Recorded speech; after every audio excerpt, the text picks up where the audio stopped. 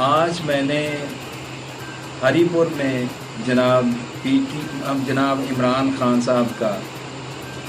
جلسہ اپنے کانوں سے سنا بھی اور دیکھا بھی۔ آج وہ فرما رہے تھے کہ شہباز گل صاحب پہ، یعنی ان کا مقصد یہی تھا کہ شہباز گل پہ جھوٹی ایف آئی آر ہوئی ہے یا غلط ایف آئی آر ہوئی ہے۔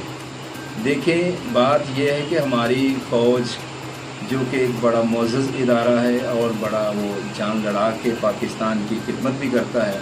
اس کے خلاف وہ باتیں کر رہے ہیں، بلکہ عمران خان صاحب نے خود بھی فوج کے خلاف باتیں کی ہیں۔ تو اس کا مطلب یہ ہے کہ جو باتیں دانیال عزیز صاحب نے کی تھی یا جو باتیں اپنا میاں جوید لطیف صاحب نے کی تھی، جو باتیں طلال چودھری صاحب نے کی تھی، طلال چودھری صاحب دانیال عزیز صاحب کو تو 5 سال کے لیے نااہل کر دیا گیا،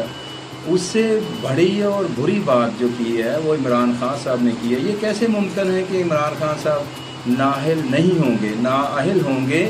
یہ ممکن ہی نہیں ہے، قانون میں اور اخلاقی طور پہ یہ ممکن ہی نہیں ہے کہ عمران خان صاحب اس جو اپنا یہ انہوں نے نوٹس دیا ہوا ہے اسلام آباد ہائی کورٹ نے کہ وہ نااہل نہ ہوں۔ اچھا، دوسری بات یہ ہے کہ ہمارے جو لیڈران تھے ان کو عمران خان صاحب نے، ہمارے لیڈران جناب میاں محمد نواز شریف صاحب کو عمران خان صاحب کے بہاف پہ 374 دن جیل میں رکھا گیا، شہباز شریف صاحب کو 207 دن جیل میں رکھا گیا، حمزہ شہباز شریف صاحب کو بھی 627 دن جیل میں رکھا گیا، مریم نواز صاحبہ جو کہ ایک عورت ہیں اور انہوں نے آج تک کوئی سیٹ پہ الیکشن بھی نہیں لڑا، وہ ایم این اے بھی نہیں رہی، ایم پی اے بھی نہیں رہی، وہ میئر بھی نہیں رہی،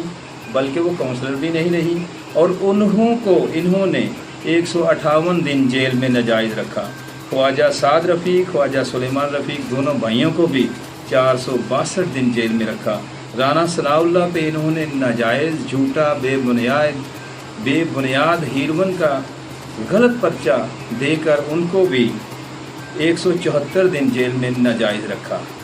خواجہ آصف کو 176 دن، شاہد خاقان عباسی جو ہمارے سابقہ وزیر اعظم تھے 222 دن ان کو جیل میں رکھا۔ احسن اقبال کو 64 دن ناجائز جیل میں رکھا۔ جو ان لوگوں نے جیلیں کاٹی ہیں ان کا حساب کون دے گا؟ کیا عمران خان دے گا؟ عمران خان یہ کہتا ہے کہ الیکشن آپ کو 4 سال اللہ تعالیٰ نے موقع دیا، یا جنہوں